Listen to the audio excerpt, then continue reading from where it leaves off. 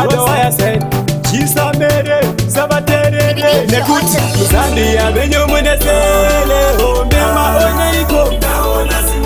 Zambia benyo munesele ombema oneiko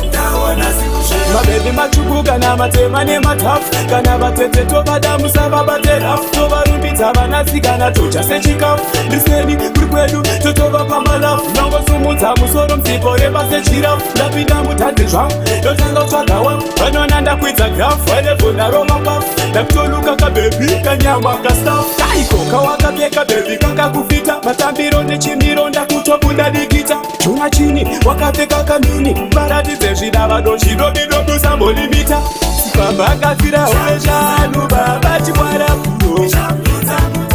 Sipamba akafira uveshanu baba chikwara kuro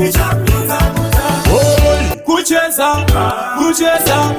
kucheza Sudzai zvamakatakura Kucheza, kucheza, kucheza Sudzai zvamakatakura Shekai, zvamakasenga shekai, shekai Shekai, shekai, shekai, shekai, shekai Pari kupira panosaka mese twekai, twekai Twekai, twekai, twekai, twekai, twekai Achatokere because tambo bako Pari wana neri kutambisa nako Pano pari kupisa ukapusa unotwane zvako Pano wana kawana bako Mabebi ese ari pano deedu Zvimoko zvese zviri pano ndezvedu Musatitorere hiyo ndiyo yotatu nayo Vakati koshera saka isusu atidi navo Zvino zvichitenderera ngati zvichadambuka Ndaramba ndikamuterera ndamborohwa nebuka Ari kuita kudzingirira pasi achisimuka kuviruka Matambiro akenda tombokanuka Ikana mari ikapera pano Mari ikapera Ikana mari ikapera pano Mari ikapera Muzambia menyu munesele Ombema oneiko Muzambia menyu munesele Ombema oneiko Naya mari Maoneiko Naya mari Maoneiko Kucheza, kucheza,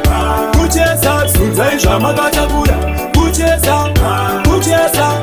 kucheza Sudzai zvamakatakura Shekai, zvamakasenga shekai, shekai Shekai, shekai, shekai, shekai, shekai Pari kupira panosaka mese twekai, twekai Twekai, twekai, twekai, twekai, twekai Mabebi machukuka na matema ne matafu Kana batete tobadamu sababaterafu Tobarumbitsa vanasikana tocha sechikafu Ndiseni kurikwedu totova pamalafu Nango sumudza musoro msipore pasechirafu Ndapinda mutadzi zvangu ndotanga kutsvaga